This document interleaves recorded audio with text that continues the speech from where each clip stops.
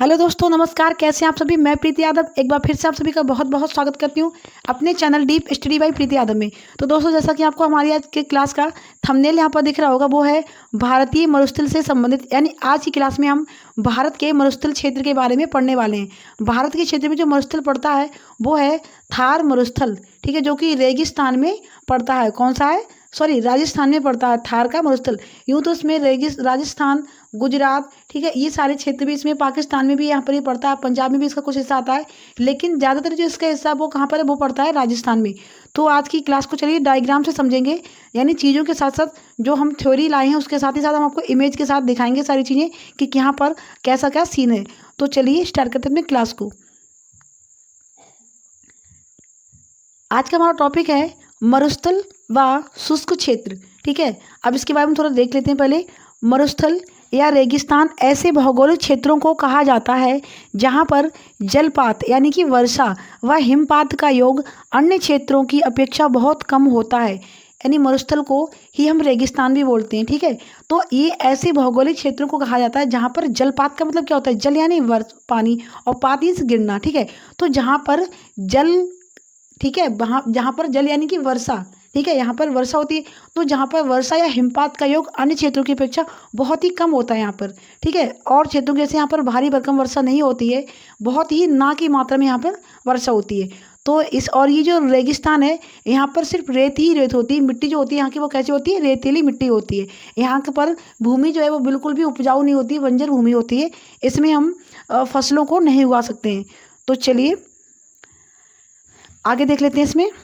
फिर है मरुस्थल का सामान्य गुण यह है, यानी यहाँ का सामान्य गुण है कि इसमें वर्षा कम होती है। यहाँ पर वर्षा, जैसा कि हम अभी आपको बता चुके थे, वर्षा बहुत ही कम होती है।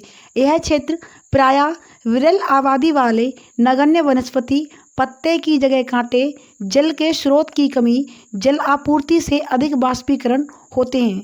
तो ये है हमारे मरुस्थल का, ठीक है, हाल। जैसा कि आपको ये यहाँ पर ये डायग्राम में ये वनस्पतियों के यहाँ पर दिख रहे होंगे कैसे कटीले कटीले इनके पत्ते हैं। इसमें पत्ते नहीं होते हैं ज़्यादातर, बहुत ही कम मात्रा में पत्ते होते हैं। यहाँ पर कांटे ज़्यादा होते हैं क्योंकि यहाँ पर जल के स्रोत की कमी होती है, ठीक है, और जल आपूर्ति से अधिक बाष्पीकरण यहाँ पर होता है। ये देखिए यहाँ के ये इस तरीके से ये सीन है, इस तरीके की यहाँ पर वनस्पतियाँ पाई जाती हैं हमारे रेगिस्तान में, ठीक है।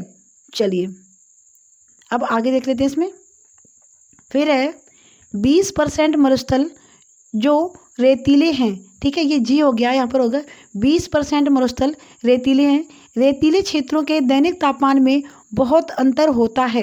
लगभग सभी मरुस्थल समतल हैं, कुछ में टीले भी बनते हैं, ठीक है, कुछ में टीले भी बने होते हैं इस तरीके के ऐसे यहाँ पर, और कुछ होते हैं वो सिर्फ नॉर्मल होते हैं, ठीक। चलिए अब देख लेते हैं अगला।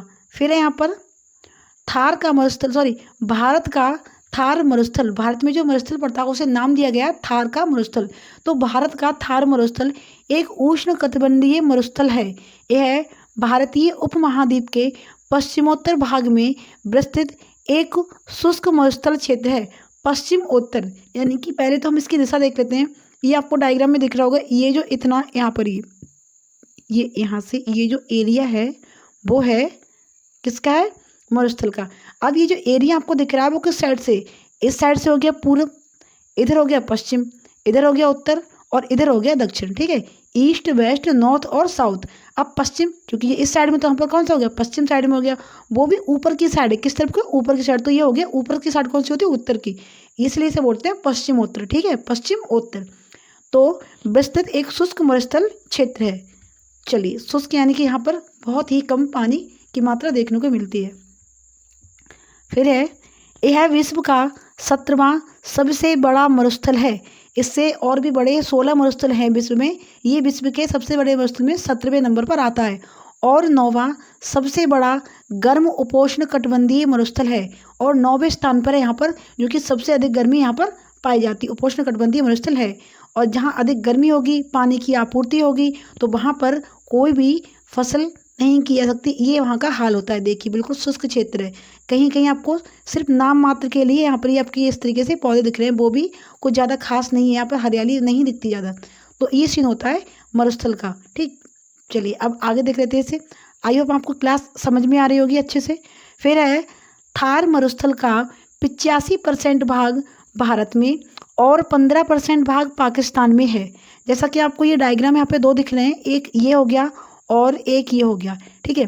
तो अब आपको यहाँ से दिखाते हैं इस तरीके से, ये रहा सीन इस तरीके से यहाँ पर, ठीक है। ये सीन किसका रहा, ये रहा थार मरुस्थल का। अब एरिया वाइज यहाँ पे देख लेते हैं कि कहाँ पर कितना हिस्सा पड़ता है। तो ये देखिए, इसमें आपको यहाँ पर आराम से ये दिख रहा होगा इस वाले में। ये देखिए यहाँ से एक नई लाइन यहाँ से दिख रही होगी आपको, ये जो रेखा है इस तरीके से। तो ये जो ब्लू लाइन में भी मैंने करी है यहाँ पर, तो इस साइड का जो हिस्सा है वो हो गया पाकिस्तान में, जो कि सिर्फ अपने का केवल 15% भाग ही पाकिस्तान में, बाकी का 85% भाग हमारे राजस्थान में पड़ता है, ठीक है, सॉरी भारत में पड़ता है, जिसका कुछ हिस्सा राजस्थान में, कुछ हिस्सा गुजरात में आता है। अब आपको इतना समझ में आ गया। चलिए अब और 1 मिनट। यह भारत व पाकिस्तान में 7000 वर्ग मील पर विस्तारित है, यानी टोटल जो इसकी लेंथ है, इसकी लंबाई चौड़ाई वो है 7000 वर्ग मील पर ये फैला हुआ है। चलिए अब देख लेते हैं आगे। थार मरुस्थल का 60% से अधिक भाग राजस्थान राज्य में आता है, ठीक है। 60% से भी ज़्यादा जो हिस्सा है इसका वो राजस्थान में पड़ता है। हालांकि ये मरुस्थल गुजरात, पंजाब, हरियाणा व पाकिस्तान के सिंध प्रांत तक फैला हुआ है। पाकिस्तान में सिंध प्रांत है वहाँ तक ही फैला हुआ है, लेकिन इसका 60% हिस्सा जो, जैसे कि मैंने आपको बताया, 15% हिस्सा पाकिस्तान में और 85% हिस्सा हमारे हिंदुस्तान में। उस 85% का 60% पड़ता है, वो पड़ता है राजस्थान में, और बाकी का जो शेष हिस्सा है वो गुजरात, पंजाब और हरियाणा में आता है। चलिए अब देख लेते हैं नेक्स्ट टॉपिक। फिर है थार की जलवायु की विशेषता है कि गर्मियों में यहाँ की रेत उबलती है। ये यहाँ की जलवायु की विशेषता है। जब गर्मियाँ पड़ती हैं तो इतनी गर्मी यहाँ पर होती है कि यहाँ की रेत उबलने लगती है, ठीक है। जो रेत है जो यहाँ पर दिख रही है ये उबलने लगती है, ऐसा लगता है ऐसी उबल रही हो। और तापमान 52 डिग्री सेल्सियस तक चला जाता है। बताइए, 52 डिग्री सेल्सियस तक चला जाता है यहाँ का तापमान। तो इतनी यहाँ पर गर्मी ज़्यादा पड़ती है। तो सोचिए यहाँ का क्या हाल होता होगा यहाँ के लोगों का जो यहाँ पे रहते हैं।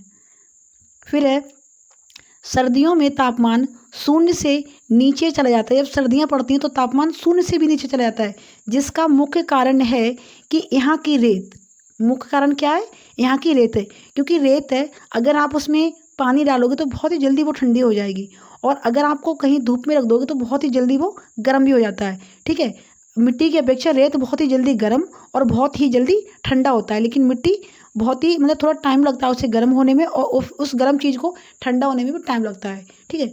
तो इसकी क्योंकि रेगिस्तान में सिर्फ रेत ही रहते हैं यहाँ पर, ठीक है, तो इसीलिए यहाँ पर जब गर्मियाँ पड़ती हैं तो तापमान बहुत ही हाई हो जाता है, और जब ठंडे पड़ती हैं तो यहाँ का तापमान 0 डिग्री से भी नीचे चला जाता है। चलिए फिर है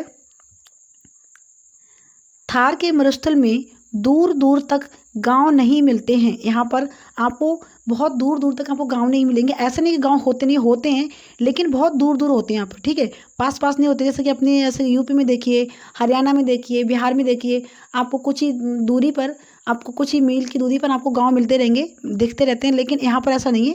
यहाँ पर बहुत दूर दूर गाँव रहते हैं। थार मरुस्थल में जोधपुर शहर विकसित हुआ है। यहाँ पर कौन सा शहर विकसित हुआ है? जोधपुर, जो कि राजस्थान की राजधानी भी है। चलिए फिर है इसके पशुपालन देख लेते हैं। यहाँ पर किस किस चीज़ों का पशुपालन होता है।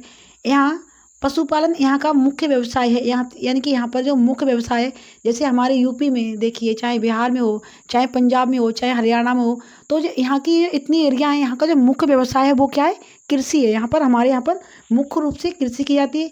लेकिन उसी तरीके से अगर हम राजस्थान में देखें तो यहाँ पर मुख्य रूप से क्या किया जाता है? यहाँ पर पशुओं को पाला जाता है, और उन्हीं से, ठीक है, उनका दूध वगैरह बेचकर, या फिर जैसे भेड़ बकरी ऐसे पालते हैं तो उन्हीं को बेचकर ये अपना पालन पोषण अपने परिवार का करते हैं। पशु में गाय, बैल, भैंस, बकरी, घोड़ा, ऊंट इत्यादि पाले जाते हैं। ये जानवर यहाँ पर मुख्य रूप से पाले जाते हैं। यहाँ के लोग एक जगह से दूसरी जगह तक का सफ़र ऊंट पर बैठकर ही करते हैं। ये देखिए, ऐसा कि आपको डायग्राम में आपको ये दिख रहा होगा, ये लोग इस तरीके से ऊँट पर बैठे हुए हैं, ठीक है। सामान भी देखिए यहाँ पे लेकर जा रहे हैं ऊँटों पर रखकर, क्योंकि रेत जब गर्मियाँ पड़ती हैं तो रेत में चलना बहुत ही मुश्किल हो जाता है किसी के लिए, चाहे हम हो कोई भी हो। अधिक गर्मी में हम ज़्यादा नहीं चल सकते, और रेत है तो उसमें पैर नीचे भी धंसते होंगे। सड़क है, अगर वो सड़क गर्म है तो आप मानिए जूते पहन के जा रहे हैं तो आप उस पर आसानी से जा सकते हैं, लेकिन अगर भाई आप रेतीले जगह जाएंगे तो आप उसमें नीचे भी आपके पैर भी नीचे धंसेंगे, क्योंकि रेत है वहाँ तो फिसलती रहती है। तो इसलिए इनको लोगों को वहाँ चलने में बहुत ही कठिनाई होती है और ऊपर से इतनी गर्मी होती है, तो इसलिए ये लोग ऊँट का प्रयोग करते हैं। ऊँट के जो पैर होते हैं वो गद्देदार होते हैं, रेत में चलने में बहुत ही सक्षम होता है ऊँट, ठीक है। और इसके लिए ऊँट को रेगिस्तान का जहाज भी कहते हैं। चलिए तो अगला देख लेते हैं, पशुपालन। फिर से यहाँ दिख रहा है पशुपालन यहाँ का मुख्य व्यवसाय है। पशु में गाय, बैल, भैंस, बकरी, घोड़ा, ऊँट पाला जाता है। ये देखिए, ठीक है, ये बकरियां हैं, ये ऊँट हैं, इस तरीके से ये बकरियां यहाँ पर हैं, ठीक, और ये ऊँट हैं यहाँ पर, ये भेड़ें यहाँ पर, ठीक है। ऐसे गाय भी पालते हैं, घोड़ा भी पालते हैं, ऊँट भी पालते हैं। तो इस तरीके से यहाँ पर जानवरों को, पशुओं को पालकर ये अपना पालन पोषण अपनी फैमिली का करते हैं और अपना घर परिवार चलाते हैं।